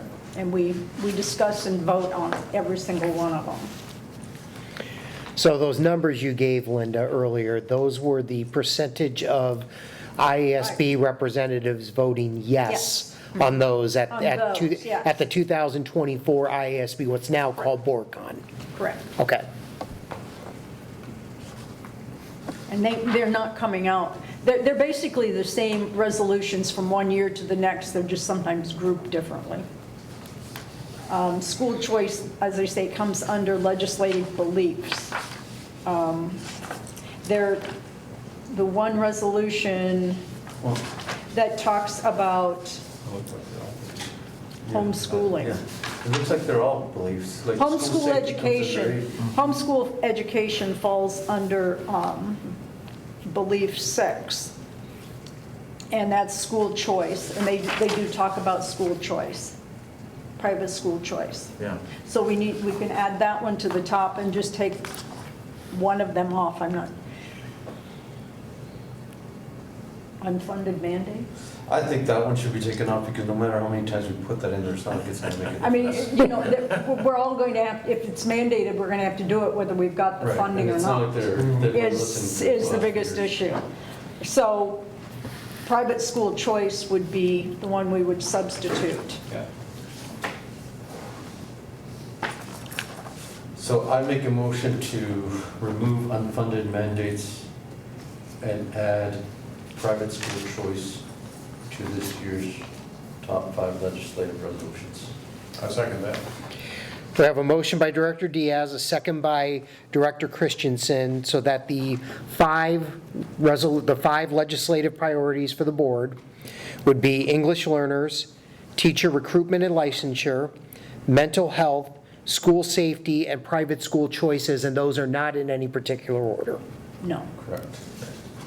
So that's the motion on the floor then. We have a motion and a second. Do we have any additional discussion? Well, do we need to put more details in what we mean by private school choice? Because in here it tells you we want to make public the annual audit of accredited private schools, adhere to the same reporting requirements, reimburse the prorated amount of ESAs for students who is expected to voluntarily withdraw. So those type of things, or is that just assumed that that's what we mean? And that one passed with 91%. So I So- mean, there so do we were need to put still more some details? out there within this group that were in favor of private school. Maybe not now, though. Yeah.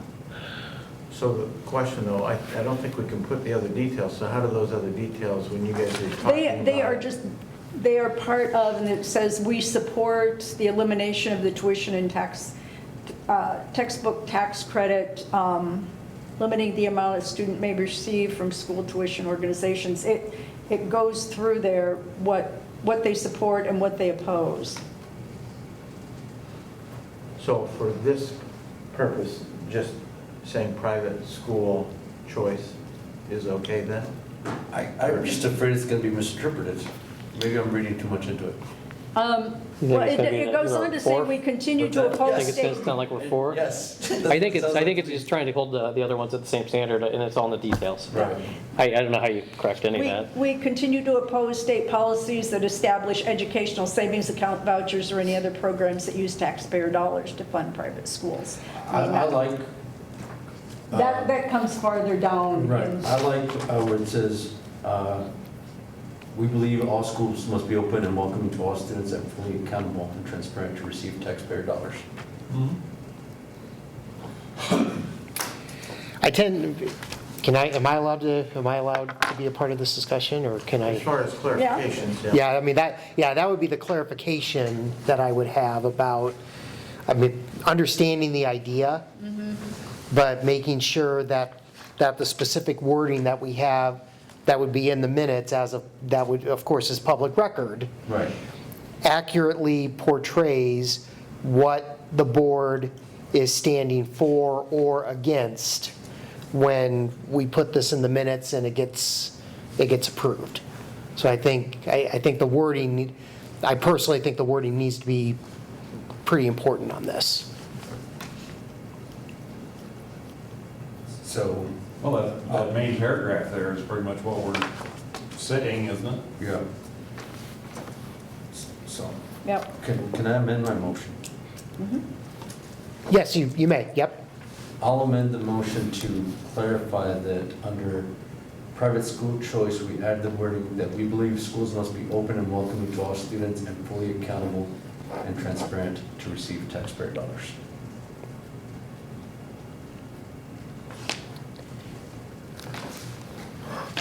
I would want to make sure I get the specific wording on that from, yeah, It's thank right you, here. okay, okay. It's in the packet. It's in Sounds the good, packet. okay. Yep, we got it. Anything on vouchers then, Director Diaz? It's related to that. It goes down into, when it talks about private school choice, and it delineates between the private school choice and the homeschool. It does talk about the vouchers Okay. and Okay, in their descriptions. okay. And I just sent you that. Okay, very good, thank you. Okay. So the first thing that we need to do is vote on the amended motion. Or actually, we have the amended motion, so we need a second on the amended motion. Second. Okay, Director Christensen has the second on the amended motion. So then we would have a vote on that amended motion. So all in favor of that, say aye. Aye. Opposed? Okay, so then the amended motion now becomes the main motion. So then the main motion is now those 4 items plus what Eddie had mentioned about everything, and I'm not going to try to repeat all of it. So then that would be the motion that is on the floor. And do we have any additional discussion on that particular item? Okay, so now we can move to a vote on the main motion because it's been amended. So then, all in favor of now the new motion signify by saying aye. Aye. Anyone opposed? Okay, we walked through all of that and we got it taken care of. All right. There we go. And we thank you very much for that. I do what I can. It's good when somebody knows all of the rules and keeps us running correctly. Approve revisions to the community use of school district facilities and equipment policy. All right, in the explanation, you can see that we've undertaken a review and we've fine-tuned the board policy 905.1. So what I'm going to do is go over 905.1 page 1, and then Dallin is going to walk through kind of the rationale a little bit and the different forms. We just voted on this not that long ago, a different portion of, or, Different portions. of right, it. so we found some issues and that's Yeah. why we've addressed these? Right. Okay. So then, under the heading there, the rationale describes, one, to create an appropriate balance between district financial responsibility and the use of our facilities, consistency, transparency, provide greater benefit to residents and organization, particularly not-for-profit, and then simplify the district's term and conditions. So I think you'll see after we're done, hopefully you see this, that when we have different requests, it's clear on what category they're in, and we'll go through that. Okay? So with the 905.1, second paragraph, activities director was stricken, and activity director's office was stricken, and then added no later than 30 days prior to the first day of the event with the activities director. We had in the next paragraph, unless special prior arrangements are made with the superintendent, was taken out. On the next paragraph, it was the following Sentence was taken out, inappropriate use of school district facilities and equipment may result in additional fee charged to or in the inability of the entity of use of school district facilities and equipment in the future. We added, the district will inspect facility following use, inappropriate use of school facilities or damage to facilities and equipment may result in the additional charges and/or the loss of privileges to use school facilities and equipment in the future. The second to last paragraph, we took out entities such as Boy and Girl Scouts and 4-H to add community organizations. We focused on that piece. We also took out a custodial fee and added fees for custodial or supervision duties. Dallin will then go over the different forms. We can also add to that the reviewed and revised date has been updated. So Dallin, go ahead with the different forms. So 905.1A is a single set of terms and conditions that those interested in using and renting facilities would review and sign regardless of whether they're looking at the PAC or any facility besides the PAC. In the current policy, those terms and conditions are baked into each of the two agreements. We felt that that created some confusion, especially if somebody had wanted to rent a facility like the baseball field and then have the PAC. We wanted to make sure that we had no ambiguity and total consistency with terms and conditions. So now 905.1A will be signed by the party regardless of whether they're renting the PAC or another district facility. So then 905.1B and B1, that is the rental agreement and the pricing grid for the non-PAC. 905.1C and C1 are for the PAC. The actual agreements themselves are basically just reformatted. We haven't made any substantive changes to the forms. We've just reformatted to make them a little more readable, make it easier to check off the specific items that you're looking to rent. One thing that we have added is, as part of the policy review as well, is with those agreements, we have fields for when the community organizations would want the building opened and when they would want the building closed. In the past, that has been somewhat unclear. We're making that clear that, for example, if we have Junior J or Perry Basketball Association, if they have a tournament that's starting at 8, we're making it very clear that they need to say that they would want the building open at 7 or 7:30. So that's on both B and C. So then B1 and C1, those are the pricing grids based on the groupings of the various organizations that we have. So basically what we have looked at is we've used that community organization, which is the second column from the left in the pricing grid. That's basically been our baseline. So then a for-profit organization that is within Perry, they have a rate that is more often than not doubled the rate of the community organization, and then a for-profit organization outside of our group, or like a political campaign, would be double what is the for-profit in town. So the pricing grid is meant to be fairly consistent based off of what we would charge a not-for-profit community organization that would be looking at a money-making activity. We're also balancing that we have a number of our organizations that use our facilities for practices. Practices would not be charged.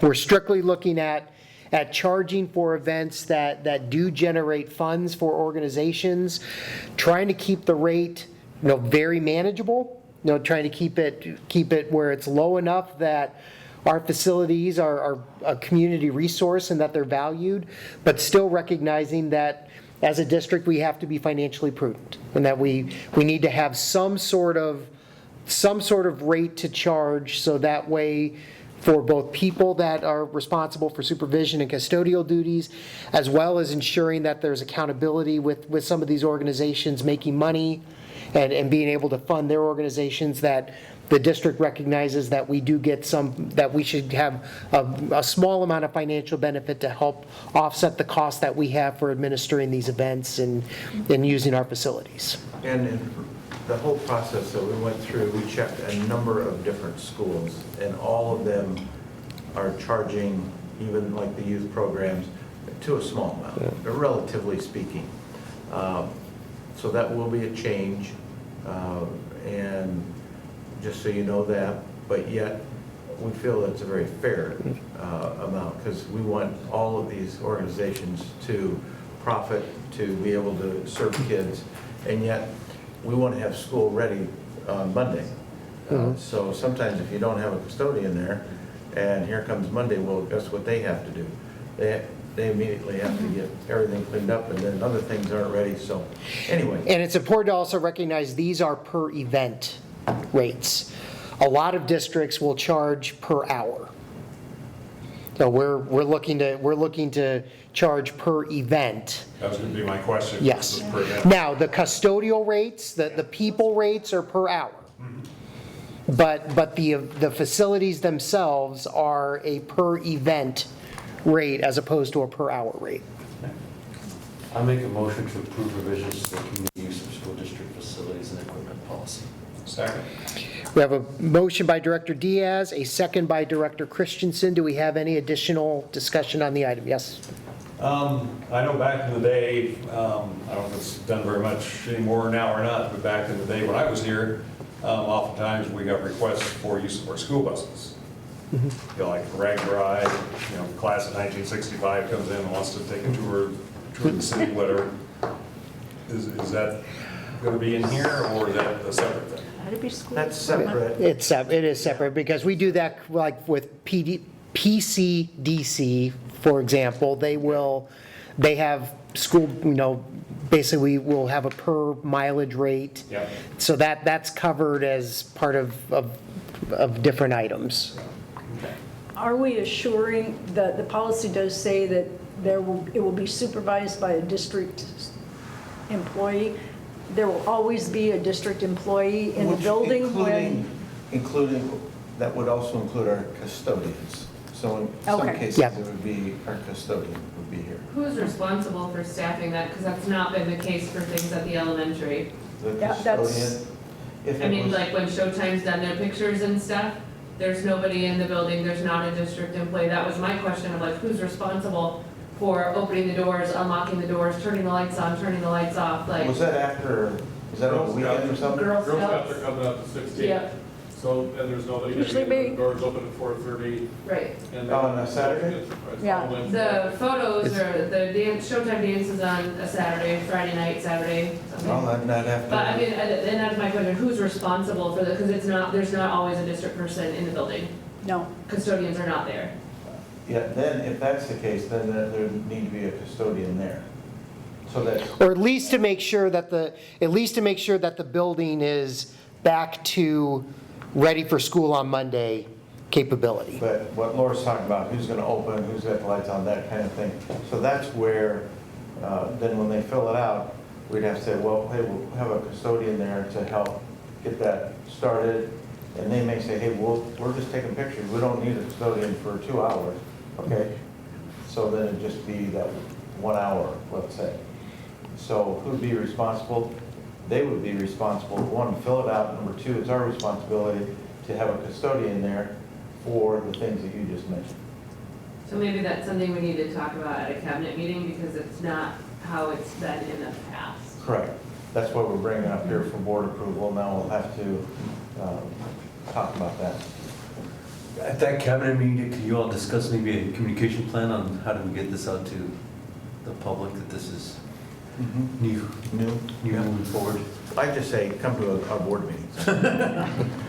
So. Jim will post it for If they us. have a question, I said, well, you can come to the board meetings, All right. just like Jim is. Yeah. Yeah. Yeah. Yes, we will. Additional discussion? We'll close discussion then. All in favor signify by saying aye. Aye. Opposed? Motion carries.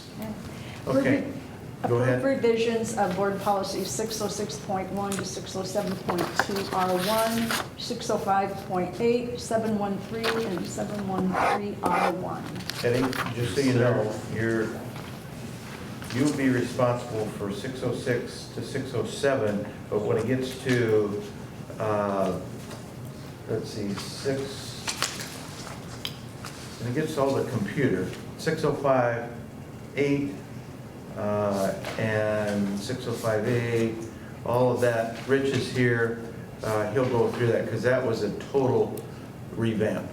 Gotcha. And then 401.13, you see those at the end? Yeah, there are two different attachments, so I'll just Yep. open the first one. Yep, okay, all right. All right. Code number 606.1, no change. Code number 606.2, no change. Code number 606.3, no change.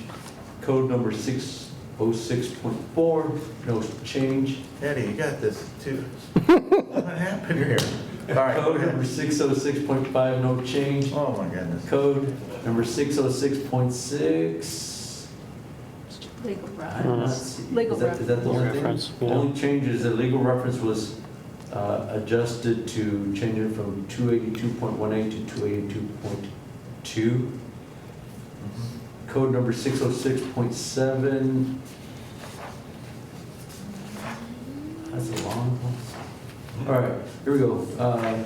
They have made an update that will strike guidance, and it added, the school counselor will be verified with the Iowa Bureau of Education Examiners, so moved from the Department of Education to Bureau of Education Examiners, and then struck out the note, although it is not mandated to have a guidance counselor, it is required that a counseling program exists. This is a mandated policy and reflects the educational standards. For a more detailed discussion of this issue, and then they give a reference. All right, code number 607.2.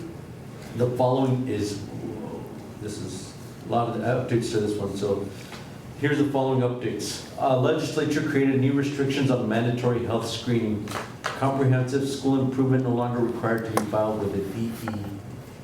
Under student health services, it struck out comprehensive school improvement multiple times, and it added, except in emergent care situations or child abuse assessments, the district will not administer invasive physical examinations of health screenings of a student that are not required by state or federal law without first obtaining the written consent of the student's parent or guardian.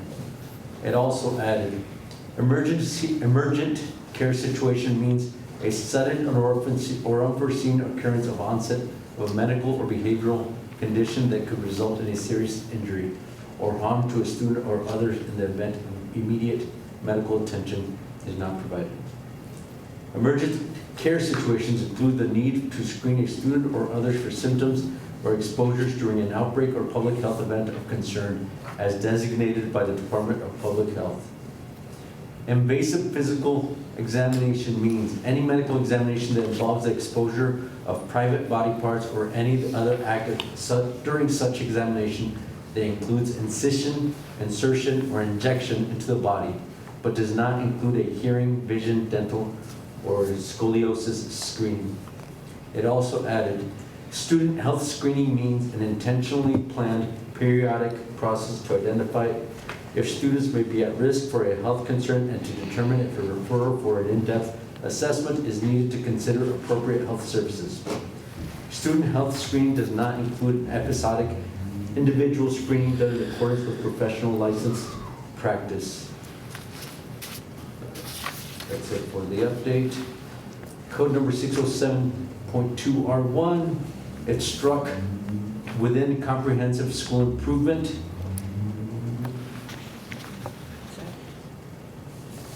And that's it for my updates. Okay. Rich, you still with us? I'm here. All right. Computer network acceptable use policy for students and staff. So Rich, you want to guide us through that? Yeah, so the policy that we had was probably written in 2000 when I was here, right? So it's old, the language was old, antiquated, and it just needed updating. So what I did is I went through different policies from districts in our area and also nationwide, and took the ideas that they had and put it into one that resembled what we currently had, but updated it and made it fit to what our needs are. And so it was more or less of just taking out paragraphs and more of just redoing it. And from this, it should let us keep this policy for, I don't know, the foreseeable future with minor changes, but it did need an overhaul. It just needed a complete overhaul. Do you want me to read all those changes? It's, I don't know I'm how kidding, it goes, I'm kidding. but that's a long, That is a they're lot. long. I mean, it's a rewrite of everything, so, I don't know what the process is for that. It's 11 pages Rich, worth. would you say, you know, a couple of the main things that, maybe they're all, you know, boulders, but anything that you want to say as far as the changes that you've made? Yeah, the changes are gonna be cybersecurity has changed a lot since the early 2000s. The technology that we use has changed a lot during that time, and it's all focused around providing safety, security, and integrity in our use and in our data network and infrastructure. So we want students to be safe because students have identity issues that they have never had before. And so our policies need to reflect that changing environment that they're being exposed to. And so those are the primary goals, is to, unlike a business, our job isn't to protect the entities alone, it's to protect the individuals inside it. And so that's really what the focus of this change has been, is to focus on the students and the staff and give parameters and guidelines of use that keep them safe, keep our district safe, keep our district out of liability issues, and to make sure that we're comfortable with parents sending their kid to our district using technology. At the end of the day, that's what we need to make sure that they're comfortable with. And so that policy reflects all of those primary thoughts. There's obviously granular details in there. There's a paragraph about AI in there. But for in general, it's about security and safety.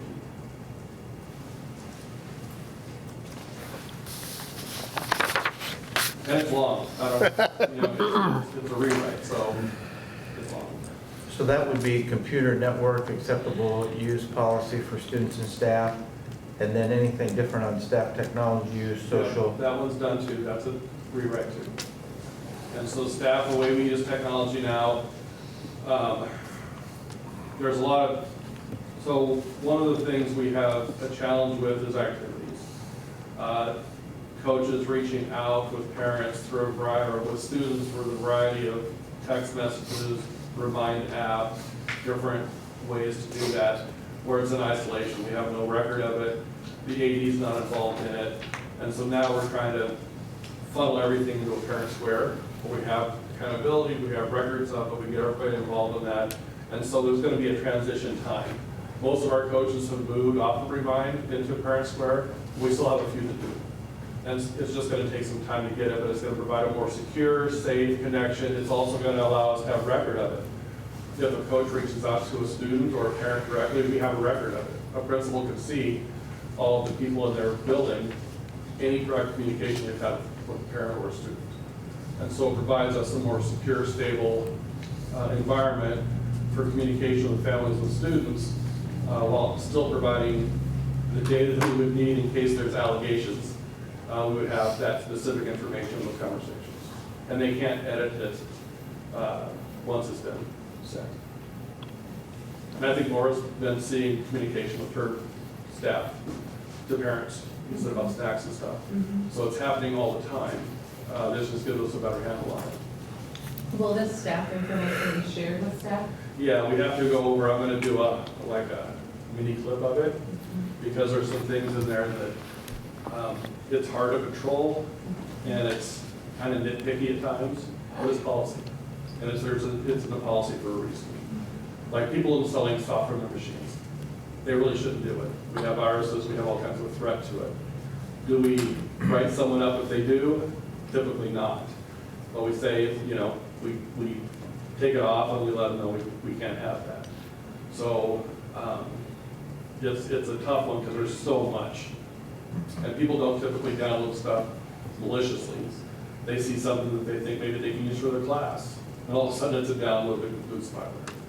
Right? It wasn't malicious, but it wasn't appropriate necessarily. Right? So it's just something that we continue to work with. But there's a component in that, and I just need to explain it out to staff to make sure everybody's up to speed. And I'll change the student laptop orientation video for next year to reflect the changes.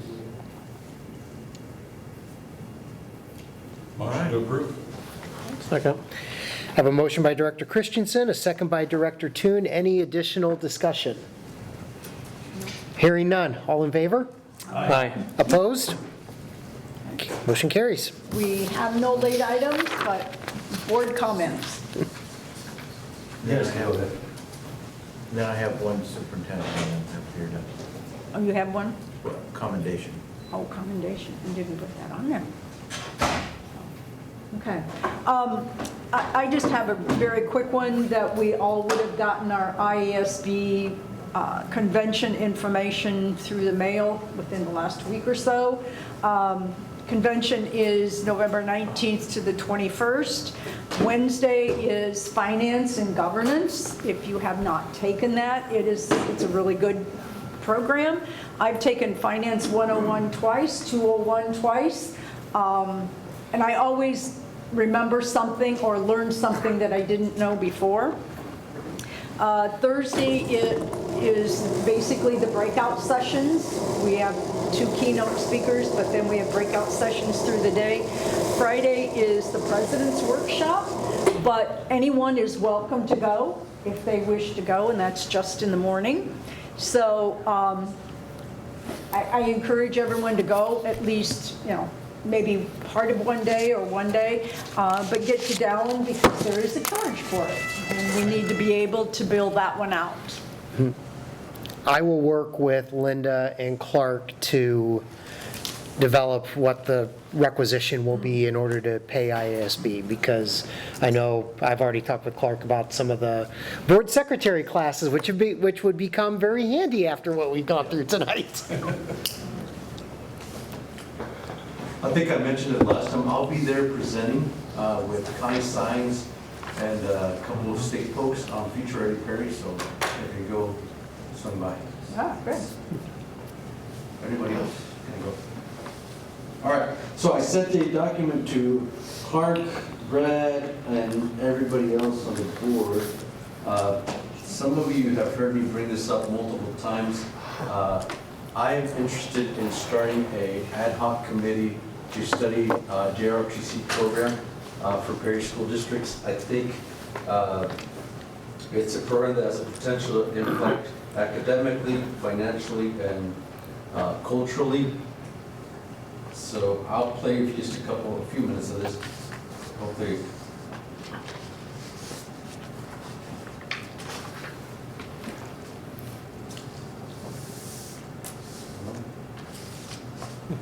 Heard it a minute ago. Oh, I forgot. Remember, there's another one.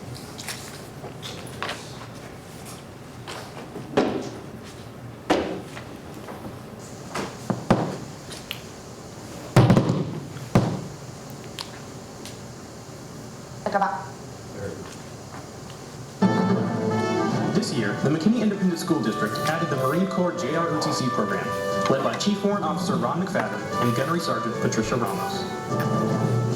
Allen High School had just obtained an MCJROTC program right down the street in Allen, Texas. So we knew the benefits that it would be if we could get it at one of the schools here in McKinney ISD.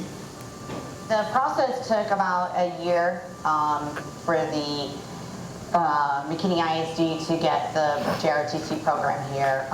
They started the process back in August of 2013, and so which is about a typical time frame for a Marine Corps JROTC program to come full circle. Hey, seats. Jeff. Morning. Good morning, sir. I decided to join the ROTC program because I'm really interested in going to the Naval Academy. So I thought to kind of get a better understanding for the academies and for what I want to do as a career. I think my dad thought, my family thought it would be best to join ROTC and figure out if this was for me. We have currently 136 students, and we're actually still getting kids coming into our program, especially since last week on Thursdays are uniform days, so they saw all the kids in uniform, and so that kind of prompted a couple more kids to come in and want to join the program. I decided to join because I want to be in the military when I grow up, and I'm interested possibly in the academies, so it's really helping me learn the lifestyle. We do see them on a weekly basis. They come to us every day. I think that's enough.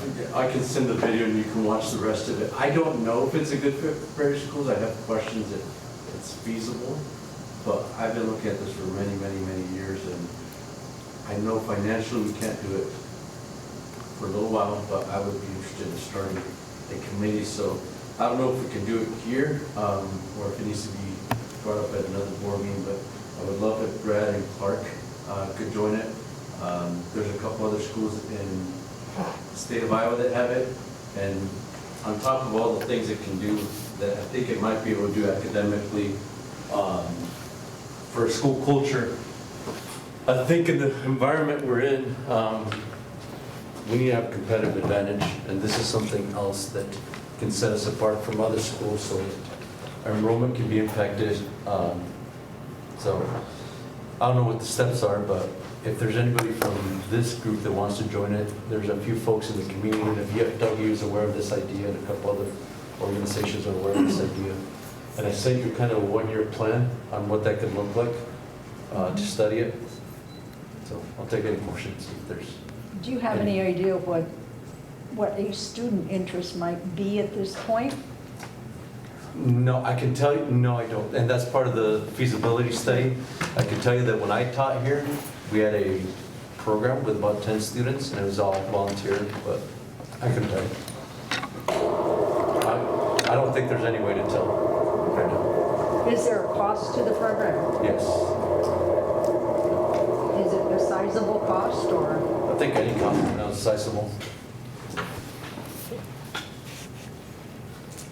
But if you're interested in joining it, I really think that we have to study it carefully. I'm not fully on board just mostly because of financial costs, but I think over the next 2 years, we'll probably be in a better situation. Yeah, we can look at that. What's that? We can look at that. Yep. So whatever works, whether it's before a board meeting or whatever the case might be. Okay. How do you recommend I get anybody else on board as far as that might be interested in serving? Why don't we talk about it and see what you're kind of looking at? Because I don't know if I'd be able to answer, or Brad would, without knowing a little bit more about it. And okay. What we could do. All right. Thank you. Anyone else? Any other comments? Entertain a motion to adjourn? Motion to adjourn? Didn't Clark have something? Oh, wait a minute, sorry, yeah. Commendation. My fault. We didn't make it official, so we're fine. I'm all for you. Yeah, thank you, Joe, appreciate it. Max, I was looking for his last name again. Espinoza. Espinosa. Okay, just real quick. One of our fourth grade students, Max Espinosa, was recently nominated by the Iowa Department of Education as a National Math Star for scoring in the top 2% in the state of Iowa on the third grade math ISAS. So, great job on that. That's quite an accomplishment. So, super job. Also want to shout out to Josh Webker in the street department team for their outstanding concrete work by Perry Elementary and at the high school. If you ever go to the back of Perry Elementary, those two entrances have improved drastically, as well as there was some high school work too, right out here, not quite as significant as the elementary. Also from Mr. Menke, attached are some positive academic trends from the Perry Middle School with post-COVID ISAS data. Combined, this is by far the best proficiency data we have turned in since ISAS testing began back in 2018. So great to hear about those things, great to have concrete, and congratulations to Max, and that's what we have for commendations. I'll make a motion to adjourn. All right, so we have we have a motion for adjourning. Do we have a second? I'll say, Joe made the new motion. And then Director Diaz seconds. All in favor? Aye. All right, have a good night, everyone. Do we need to sign? Yes, we do. Thanks for hanging in there. So, yep, first we need to have everybody sign the